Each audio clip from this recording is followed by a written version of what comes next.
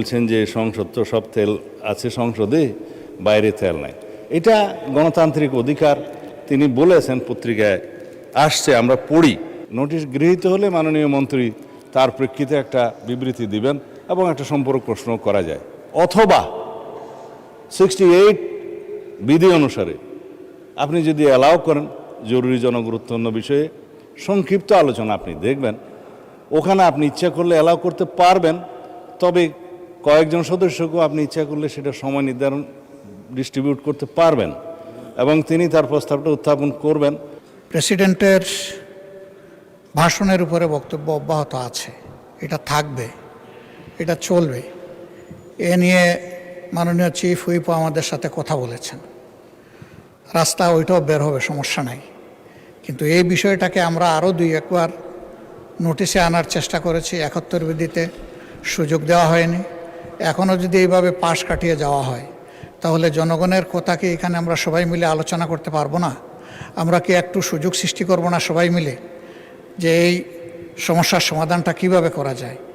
আমরা তো কাউকে দোষারোপ করার জন্য এই আলোচনায় যাচ্ছি না, আমরা বাস্তব অবস্থাটা জেনে কি করা যায় সেই বিষয়েই তো আমরা কথা বলতে চাচ্ছি। তো এখন যদি এই সুযোগই দেওয়া না হয় তাহলে আমরা কি ধরে নেব? আমরা ধরে নেব যে জনজীবনে এখন যে প্রবলেমটা সবচেয়ে বার্নিং, এইটাই আমরা এই সংসদে আলোচনা করতে পারলাম না। এটা কি আমাদের জন্য একটা দুর্ভাগ্য হবে না মাননীয় স্পিকার? দেশের মানুষ তো প্রত্যাশা করছে। আমি নিজে এই বিষয়গুলো বাস্তবে বোঝার চেষ্টা করেছি। পত্রিকায় অনেক কিছু লেখা হয়, সামাজিক মিডিয়ায় অনেক কিছু আসে, তার কিছু বাস্তব কিছু অবাস্তব। নিজেকে বোঝার চেষ্টা করেছি আসলে কতটুকু বাস্তব, কোন জায়গায় কোন সমস্যাটা। কিন্তু সব কিছু তো ওখানে গিয়ে আমি বুঝতে পারবো না, আরও কিছু বুঝতে হবে সরকারের সংশ্লিষ্ট মন্ত্রণালয় থেকে। আপনি বিবৃতির কথা বলেছেন, তিনি যে বিবৃতি দিয়েছেন আমি বাস্তবের সাথে এর কোনো মিল খুঁজে পাইনি। তা সেই বিবৃতি দিয়ে কি হবে? এই বিবৃতিতে কি সমস্যার সমাধান হবে? একদিকে বলা হচ্ছে তেলের কোনো সংকট নাই, আরেকদিকে বাস্তবে কি ঘটতেছে সেইটা তো সম্পূর্ণ ভিন্ন। প্রেসিডেন্টের ভাষণের উপরে বক্তব্য অব্যাহত আছে, এটা থাকবে, এটা চলবে। এ নিয়ে মাননীয় চিফ হুইপও আমাদের সাথে কথা বলেছেন, রাস্তা ওইটাও বের হবে, সমস্যা নাই। কিন্তু এই বিষয়টাকে আমরা আরও দুই একবার নোটিশে আনার চেষ্টা করেছি, 71 বিধিতে সুযোগ দেওয়া হয়নি। এখনও যদি এইভাবে পাশ কাটিয়ে যাওয়া হয় তাহলে জনগণের কথা কি এখানে আমরা সবাই মিলে আলোচনা করতে পারবো না? আমরা কি একটু সুযোগ সৃষ্টি করব না সবাই মিলে, যে এই সমস্যার সমাধানটা কিভাবে করা যায়? আমরা তো কাউকে দোষারোপ করার জন্য এই আলোচনায় যাচ্ছি না, আমরা বাস্তব অবস্থাটা জেনে কি করা যায় সেই বিষয়েই তো আমরা কথা বলতে চাচ্ছি। তো এখন যদি এই সুযোগই দেওয়া না হয় তাহলে আমরা কি ধরে নেব? আমরা ধরে নেব যে জনজীবনে এখন যে প্রবলেমটা সবচেয়ে বার্নিং, এইটাই আমরা এই সংসদে আলোচনা করতে পারলাম না। এটা কি আমাদের জন্য একটা দুর্ভাগ্য হবে না মাননীয় স্পিকার? দেশের মানুষ তো প্রত্যাশা করছে। আমি নিজে এই বিষয়গুলো বাস্তবে বোঝার চেষ্টা করেছি। পত্রিকায় অনেক কিছু লেখা হয়, সামাজিক মিডিয়ায় অনেক কিছু আসে, তার কিছু বাস্তব কিছু অবাস্তব। নিজেকে বোঝার চেষ্টা করেছি আসলে কতটুকু বাস্তব, কোন জায়গায় কোন সমস্যাটা। কিন্তু সব কিছু তো ওখানে গিয়ে আমি বুঝতে পারবো না, আরও কিছু বুঝতে হবে সরকারের সংশ্লিষ্ট মন্ত্রণালয় থেকে। আপনি বিবৃতির কথা বলেছেন, তিনি যে বিবৃতি দিয়েছেন আমি বাস্তবের সাথে এর কোনো মিল খুঁজে পাইনি। তো সেই বিবৃতি দিয়ে কি হবে? এই বিবৃতিতে কি সমস্যার সমাধান হবে? একদিকে বলা হচ্ছে তেলের কোনো সংকট নাই, আরেকদিকে বাস্তবে কি ঘটতেছে সেইটা তো সম্পূর্ণ ভিন্ন। এবং দেখতেছেন যে এই নিয়ে দারুণ অসন্তোষ মানুষের মধ্যে। আমরা যদি এখানে একটু খোলামেলা আলাপ করতে পারি, সঠিক তথ্যগুলি যদি এই ফ্লোরে আসে, আমরা সবাই দায়িত্ব ভাগ করে নেব। জনগণ তো এই দেশে আমাদেরকে প্রতিনিধিত্ব করার জন্য এখানে পাঠিয়েছে, এই জনগণকে সঠিক জায়গায় আনার জন্য আমরাও দায়িত্ব পালন করতে চাই। তাইলে যদি আমাদের নোটিশগুলো এইভাবে কোনোটাই আলোচনায় না আসে, যদি বিবেচনায় না নেন, তাহলে মাননীয় স্পিকার এখানে থাকবো কেন? কী জন্য এসেছি? জনগণ তো তাদের প্রয়োজনে আমাদেরকে পাঠিয়েছে, আমাদের প্রয়োজনে তো এখানে আসেনি। সেই প্রয়োজনে যদি পূরণ করতে না পারলাম, থাকার তো কোনো সার্থকতা নাই। এই সংসদে আমরা প্রত্যেকটি সেকেন্ড ব্যয় করতেছি, এর পেছনে জনগণের রেভিনিউ তো খরচ হচ্ছে। আমাদের দায়িত্ব জনগণের কাছে। এগুলা তো আমরা আমাদের নিজস্ব সম্পদ দিয়ে গড়ে তুলিনি, জনগণের সম্পদ দিয়ে এটা গড়ে তোলা হয়েছে। আর আমরা কথাটা বলবো এই মুহূর্তের সবচেয়েতে বার্নিং যে সমস্যা সেইটা নিয়ে। এইটাই যদি না দেন তাহলে কি আমরা জাস্টিস পেলাম আপনার কাছ থেকে? পেলাম না। মাননীয় নেতা, যদি আমি অনুরোধ করব যে এইভাবে নোটিশটা নিষ্পত্তি না করে আপনি আজকে না করেন, একদিন পরে হোক, 2 দিন পরে হোক, বিষয়টা আলোচনার জন্য ফিক্স আপ করেন এবং তখন মুলতবি করে এটা আলোচনা করেন।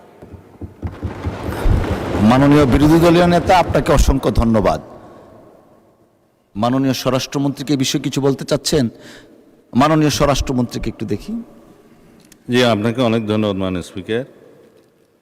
মাননীয় স্পিকার, মাননীয় বিরোধী দলীয় নেতা যে প্রস্তাবটা উত্থাপন করেছেন সেটা অবশ্যই আলোচনার যোগ্য এবং জাতীয় জীবনে জরুরি গুরুত্বপূর্ণ বিষয়ও বটে।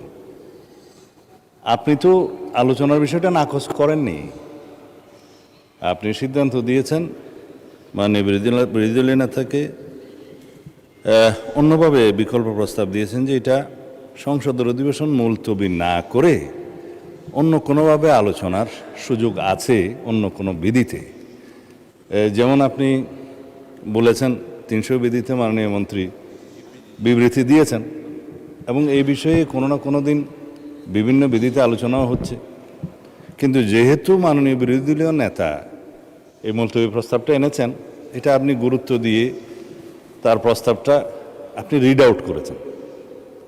অধিকাংশ সংসদীয় রীতিতে দেখা যায়, ট্রেডিশনে দেখা যায়, ইতিহাসে দেখা যায়, মুলতবি প্রস্তাবগুলো ব্রিটিশ কালচারে অপোজিশন থেকে আসে এই জন্যেই যে ট্রেজারি বেঞ্চের কর্মকাণ্ডকে যাতে বিভিন্নভাবে বাধাগ্রস্ত করা যায়। কিন্তু কারেন্ট ইস্যুসগুলো নিয়ে এই মুলতবি প্রস্তাবের ট্রেডিশন আছে। আমাদের বাংলাদেশের সংসদীয় রাজনীতির ইতিহাস, সংসদীয় ইতিহাসে খুব বেশি হলে 2-4 বার এই সমস্ত মুলতবি প্রস্তাব আলোচনা হয়েছে। বর্তমান এই সেশনে 2টা বৈঠকে একই সেশনে 2টা মুলতবি প্রস্তাব এখানে আলোচনা হয়েছে 2-4 ঘন্টা। এটা ইতিহাসে অনন্য, নজিরবিহীন। এই সেশনের মধ্যে আরও একটা বৈঠকে যদি আরও একটি মুলতবি প্রস্তাব আপনি অ্যালাউ করেন, এটা প্রেসিডেন্টটা একটু অন্যরকম হয়ে যাবে। ভবিষ্যৎ সেশনগুলোতেও এটা ট্রেডিশন ফলো করার চেষ্টা হবে। সুতরাং বিষয়টা আলোচনা হোক। আমরা মনে করি এটা 71 বিধিতে নোটিশ দিলে, নোটিশ গৃহীত হলে মাননীয় মন্ত্রী তার প্রেক্ষিতে একটা বিবৃতি দিবেন এবং একটা সম্পর্ক প্রশ্ন করা যায়। অথবা 68 বিধি অনুসারে আপনি যদি অ্যালাউ করেন জরুরি জনগুরুত্বপূর্ণ বিষয়ে সংক্ষিপ্ত আলোচনা আপনি দেখবেন, ওখানে আপনি ইচ্ছা করলে অ্যালাউ করতে পারবেন। তবে কয়েকজন সদস্যকেও আপনি ইচ্ছা করলে সেটা সময় নির্ধারণ ডিস্ট্রিবিউট করতে পারবেন এবং তিনি তার প্রস্তাবটা উত্থাপন করবেন, মন্ত্রী একটা বিবৃতি দিবেন। তারপরে আলোচনা যদি মন্ত্রীর বিবৃতির পরে অথবা আগে, এখানে যেহেতু সুনির্দিষ্ট বিধিতে কিছু বলা নাই, যদি সময় নির্ধারণ করে দিয়ে আপনি বলতে পারেন, তাহলে আমরাও 2-4 কথা কন্ট্রিবিউট করতে পারবো। কিন্তু জাতীয় জীবনে যে সমস্ত বিষয়গুলো সংসদের বাইরে বিরোধী দলীয় মাননীয় নেতা বিভিন্ন জায়গায় সফর করছে আমরা দেখছি, উনি ওখানে বক্তৃতা বিবৃতিও দিচ্ছেন এবং বলছেন যে সংসদ তো সব তেল আছে সংসদে, বাইরে তেল নাই। এটা গণতান্ত্রিক অধিকার, তিনি বলেছেন, পত্রিকায় আসছে, আমরা পড়ি। তো এখন আমার সুনির্দিষ্ট একটা প্রস্তাব হচ্ছে মাননীয় স্পিকার, মুলতবি প্রস্তাব গ্রহণ করে সংসদের বৈঠক মুলতবি করে আলোচনার মতো এই বিষয়টি গুরুত্ব রাখে কিনা। মাননীয় মন্ত্রী 300 বিধিতে বিবৃতি দেওয়ার পরে দীর্ঘ বিবৃতি দিয়েছেন, সেটা জাতির সামনে পরিষ্কার।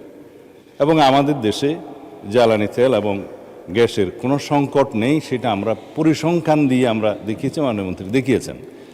এখন কিছু কিছু বিষয়ে আমার না বললেই নয়। আজকে মাননীয় সংসদ নেতা বগুড়া সফরে আছেন, তিনি নেই। তার প্রত্যক্ষ নির্দেশনায় দেশবাসীর সুবিধার্থে যাতে দ্রব্যমূল্য বৃদ্ধি না হয়, জনজীবনে কোনো দুর্ভোগ না আসে, সেই জন্য আমরা একটা টলারেবল মাত্রা পর্যন্ত এই জ্বালানি তেল এবং গ্যাসের মূল্য বৃদ্ধি হতে দেই নাই। সেটা মাননীয় প্রধানমন্ত্রীর নির্দেশনায়। একবারে শেষের দিকে এসে আমাদের ন্যাশনাল ইকোনমি এফোর্ড করতে পারছে না এবং এই জ্বালানি এবং গ্যাসের মূল্য এখানে কম থাকাতে, তাতে আপনি জানেন যে সবসময় একটা টেন্ডেন্সি থাকে এটা অন্যভাবে অপচয় হওয়ার, আমি খোলাসা করে বলছি না, বা পাচার হওয়ার, সেটা বন্ধ করার জন্য, একটা ডিসিপ্লিনে আনার জন্য আমরা জ্বালানি তেলের কিঞ্চিত মূল্য বৃদ্ধি করতে বাধ্য হয়েছে সরকার। তা এখন এই বিষয়ে কোনো সংকট নেই, সুতরাং আমি মনে করি মুলতবি রেখে সংসদের অধিবেশন এই আলোচনাটা করার প্রয়োজন নেই। তবে যেহেতু মাননীয় মাননীয় বিরোধী দলীয় নেতা বিষয়টি উত্থাপন করেছেন, আমি অনুরোধ করব আপনি দয়া করে 68 বিধিতে ওনাকে একটা নোটিশ দিতে বলেন। এখানে সংক্ষিপ্ত আলোচনার সুযোগ আছে, অ্যাকর্ডিংলি আপনি আপনার সিদ্ধান্ত দিতে পারেন। এই অনুরোধটা আমার পক্ষ থেকে থাকলো। ধন্যবাদ মাননীয় স্পিকার, এবং আমি ধন্যবাদ জানাচ্ছি মাননীয় বিরোধী দলীয় নেতাকে। জি, মাননীয় বিরোধী দলীয় নেতা। ধন্যবাদ মাননীয় স্পিকার, আমাকে আবার সুযোগ দেওয়ার জন্য। আসলে মাননীয় স্বরাষ্ট্রমন্ত্রী খুব সুন্দর করেই বলেছেন কোনো সংকট নাই। এটা আসলে সংসদের ভিতরে নাই, বাইরে। সংকটটা আমাদের সংসদের বাইরে, এবং সংকট আছে বলেই খোদ হাইকোর্টের মতো ভেরি সেন্সিবল জায়গায় 2 দিন এখন এই জ্বালানি সাশ্রয়ের উদ্দেশ্যে কোর্ট হবে ভার্চুয়ালি। আপনি একসময় তার অংশ ছিলেন। সংকট নাই বলে এটা হয়েছে। আমি জাস্ট একটা উদাহরণ। তো উনি অনেক কথা বলেছেন, আমি এগুলা রিপ্লাই দিতে যাব না। এই সংকটটা এই সরকারের সৃষ্টি না, এটা একটা গ্লোবাল ম্যাটার, একটা ওয়ার সিচুয়েশন চলতেছে। আমরা এগুলো বুঝি, এই কথা বারবার আমরা বলতেছি। আমরা চাই সবাই মিলে এখানে কন্ট্রিবিউট করতে, প্রেশারটা ডিফিউজ করতে, সিচুয়েশনটাকে ইজি করতে। তাহলে সব দায়িত্বই যদি একা একাভাবে সরকারি দল পালন করে, আমরা কোনো সুযোগ পাবো না মাননীয় স্পিকার। আমরা তো এই দেশের নাগরিক, জনপ্রতিনিধি বাদ দিলাম, নাগরিক হিসাবেও তো আমাদের কিছু দায় আছে। আমরা ওই পজিটিভ অ্যাটিটিউডের জায়গা থেকেই এই আলোচনাটা দরকার বলে মনে করি। আমি ধন্যবাদ জানাই মাননীয় স্বরাষ্ট্রমন্ত্রীকে। উনি বলেছেন তারপরেও যদি আপনি গুরুত্বপূর্ণ বিবেচনা করেন, 68 বিধিতে আমাকে আপনি নোটিশ দেওয়ার জন্য অনুরোধ জানাতে পারেন, এবং আমি সেই নোটিশটা দিতে পারি। ওখানে তো আধা ঘন্টা সময়, তো আধা ঘন্টা সময়ের ভিতরে সরকারি দল বলবে কতটুকু, আমি বলবো কতটুকু, আমরা বলবো কতটুকু। এই বিষয়টা এইরকম একটা জ্বলন্ত, ঠিক আছে 1 ঘন্টা হইতে পারে, এর মতো একটা বার্নিং ইস্যু যদি আমাদের এই আলোচনার গুরুত্বপূর্ণ বিষয় না হয়ে থাকে, তাহলে কোনটা হবে আমি ঠিক জানি না। আমি মনে করি যে এই মুহূর্তে বাংলাদেশে প্রিভেইলিং যতগুলা সমস্যা আছে, এর মধ্যে সবচেয়ে গুরুতর সমস্যা হচ্ছে জ্বালানি সমস্যা, এবং এইটার সাথে সম্পৃক্ত অনেক কিছু, অনেক জিনিস। সেই গোটা অর্থনীতির চাকায় পাওয়ারের উপর নির্ভর করে। পাওয়ার জেনারেট করবে এই জ্বালানি দিয়ে। পাওয়ারের র মেটেরিয়ালস হচ্ছে জ্বালানি, গ্যাস হোক, তরল হোক, যাই হোক। আমরা এই বিষয়ে কন্ট্রিবিউশন রাখতে চাই, আমাদেরকে সুযোগ দেওয়া হোক। আমি আবার অনুরোধ করব, এটাকে আজকে আপনি ডিসপোজ অফ না করে, আমার বিশেষ অনুরোধ, সংসদ নেতার প্রেজেন্সেই বিষয়টা আলোচনার জন্য আপনি 3 দিন সময়ের মধ্যে ফিক্স আপ করতে পারেন। ধন্যবাদ আপনার। ধন্যবাদ মাননীয় বিরোধী দলীয় নেতা এবং মাননীয় স্বরাষ্ট্রমন্ত্রী, দুইজনকে ধন্যবাদ। মাননীয় বিরোধী দলীয় নেতা, এখানে পার্টিনেন্ট বিষয় হচ্ছে আলোচনা। তো আমি দেখলাম মাননীয় স্বরাষ্ট্রমন্ত্রীও আলোচনা করতে চান, আপনার প্রস্তাবেও আলোচনা, বাট কোশ্চেন হচ্ছে হয়দার সংসদ মুলতবি করে হবে নাকি না করে হবে। আলোচনা কিন্তু হচ্ছে মুলতবি করা না করা কোনো বিষয় না, আলোচনা হওয়া উচিত কিনা। আর আপনি যেটা বলেছেন, যে কোনো জাতীয় ইস্যুতে treasury bench and opposition should work shoulder two shoulder, এটা এখানে পেয়েছি আমরা। তো আমার মনে হয় আলোচনা হচ্ছে, বাট বিধিগতভাবে আমরা চিন্তা করলাম যে না, অল্টারনেট বিধিতে আলোচনার সুযোগ। যেমন দেখেন, আজকে এত হারমোনিয়াস পরিবেশে প্রায় আধা ঘন্টার মতো আলোচনা অলরেডি হয়ে গেছে। সো এই আলোচনাটাই কন্টিনিউ আমরা করতে পারি। আর একটা বিধিতে আমি এটা আগেও একটু দেখে রেখেছি, সংসদকে মুলতবি করে আলোচনা না করে এই আলোচনাটাই আমরা সংসদের চলমান অবস্থায় সাধারণ আলোচনা নিয়ে যাই। সময়ের প্রেক্ষিতে এটা আমরা আলোচনার ভিত্তিতে আধা ঘন্টার জায়গায় 1 ঘন্টা করতে পারি, 1.5 ঘন্টা করা যেতে পারে, বাট মুলতবি না রেখে। আচ্ছা ঠিক আছে, 1 ঘন্টার মধ্যে আমরা করলাম।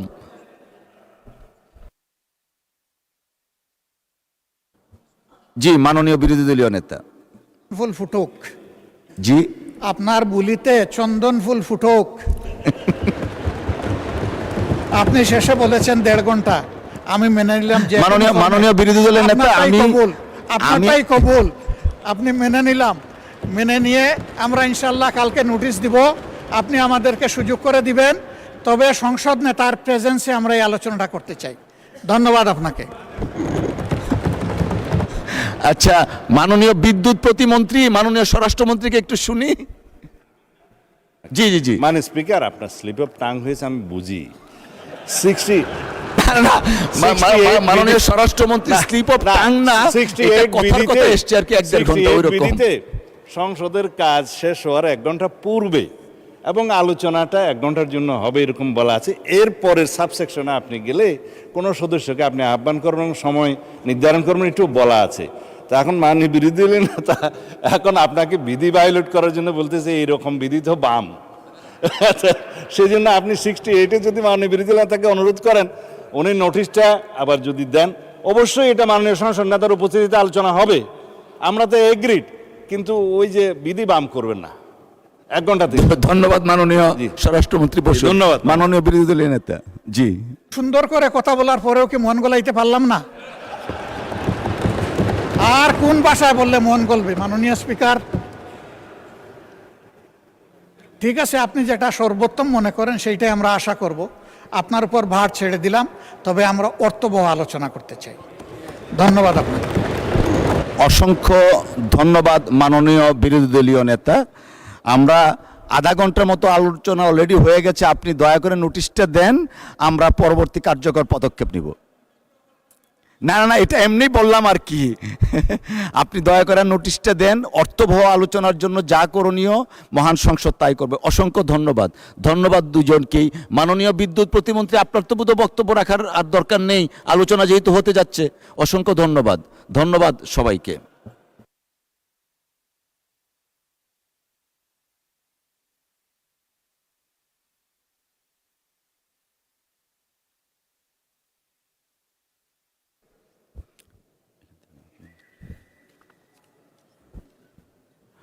মাননীয় সদস্যবৃন্দ, দিনের কার্যসূচি অনুযায়ী এখন মহামান্য রাষ্ট্রপতির ভাষণ সম্পর্কে আনীত ধন্যবাদ প্রস্তাবের উপর আলোচনা।